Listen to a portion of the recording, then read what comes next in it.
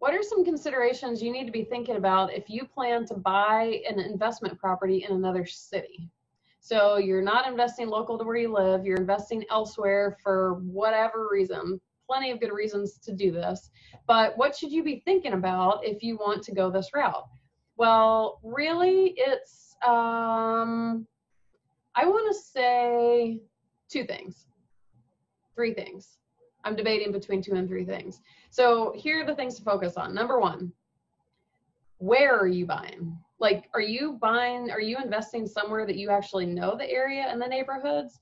Or like, how do you choose where this is going to be? So if I live in Los Angeles, I have a million options of where I'm going to invest. So that's one thing to think about is when I say like what things to think about when you're investing in a different city, well, what city is that going to be in for starters? And you want to think about things like market fundamentals, like is it a city that is steadily growing? Are there lots of industries? Is the population up?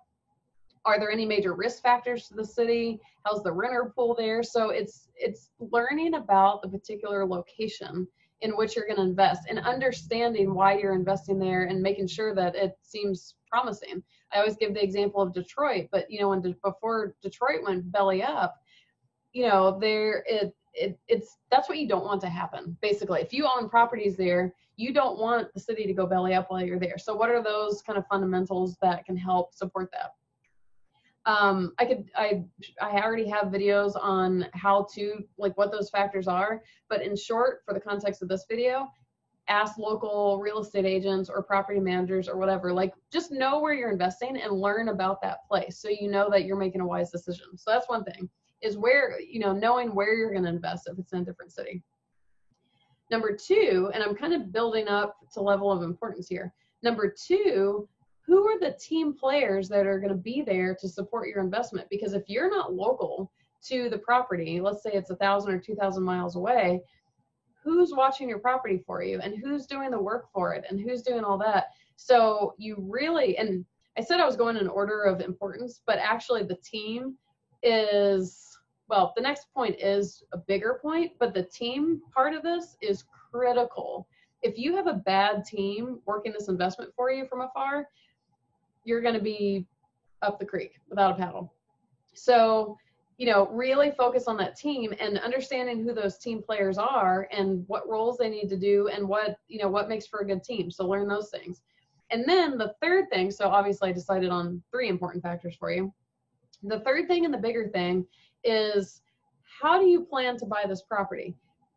By that, I mean, are you planning to buy something turnkey from an experienced turnkey provider and you have a lot of support and the property's already performing and all that?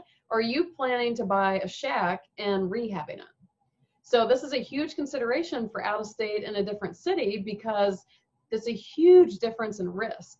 And that's also going to dictate what team players you need. And I mean, actually, it could even dictate what city you go to, because if you, a turnkey market, for a good turnkey market may be very different than if you're trying to flip a property, for example. Like LA could be really cool for flipping, but it's terrible for cash flowing rental properties. So back to what things you need to think about if you're going to invest non-local to where you live or in a different city. How are you going to buy the property in terms of what strategy within like the rental property strategy realm? I really tangled that one up. Who and how are you going to find your team players? Who are they going to be? How are you going to find them? How are you going to make sure they're functioning?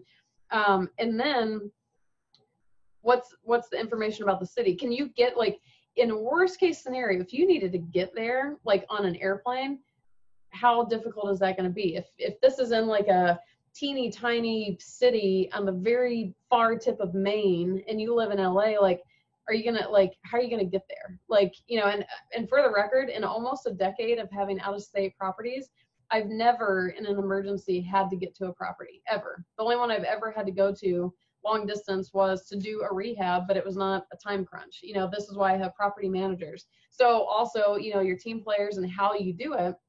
An example being, are you going to landlord this property from afar in a different city, or are you going to have a property manager? If you're going to have a property manager, make sure there's good property managers around there that are available to this property. So that's kind of an example of, you know, thinking about your team, thinking about how you're going to do this, and strategizing. So, you know, check out my video for sure about why people think out-of-state investing is so risky, because I don't think it is. I think it can be, but I definitely don't think it has to be by any means. So there'll be a link to that video down below. So definitely check that out.